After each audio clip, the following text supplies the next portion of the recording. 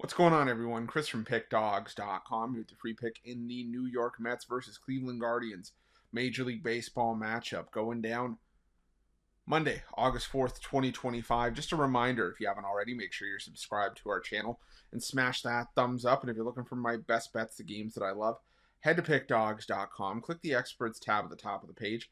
It's a great time to do so because we have a lot of action lined up for the week ahead.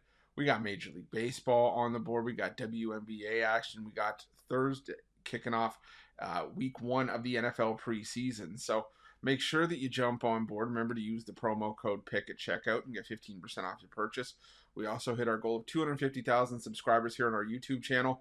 Appreciate each and every one of you that's helped us get to where we are today. If you haven't already hit that subscribe button by now, though, please do so. And if you have, if you're new to our channel, welcome. Let's start making you some money with this matchup between the New York Mets and the Cleveland Guardians. For the New York Mets, it's Sean Manaea listed as the starter in this one, while the Guardians will counter with Slade Cecconi. And the Guardians, were one of those teams that just really struggled. They couldn't get their feet underneath them for the longest time, and then finally started to string it all together. They won 4 straight, and then unfortunately had that snapped in Sunday's series finale against the Minnesota Twins, but they're back above 500 and doing so at the right time, as this is still a team that's in the mix, in the wild card race, only 3 games back at the time this video is being recorded. The Tigers, who have been vulnerable since the All-Star break, not out of the woods. The Guardians could potentially catch them. This is a Guardians team that always seems to play well late in the season, but it's also been a Guardians team that has been one of the worst teams in baseball this entire season when it comes to hitting against left-handed pitching. Now, if you watched our morning show, I've been flagged as a bit of a Mets hater, and rightfully so. I feel like this Mets team is a bit overvalued in a lot of the spots that they've been in. Yes, they have a great home record, one of the best home records in baseball. I'm not taking that away from them. I'm just saying sometimes I feel that, the love can get to be a little bit too much, and I think it fuels the prices a little bit, and sometimes there's just value going on the other side, and maybe they're getting a little bit too much hype. But Manaea, for as much as I've bashed the Mets, has actually pitched well since joining the lineup, and he's a lefty, which benefits him in this matchup, obviously, like I mentioned.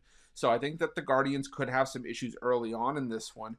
And the Mets, well, their bullpen has started to improve. I mean, they have a top 10 bullpen ERA since the All-Star break, so I do think that the Mets could have a solid matchup here.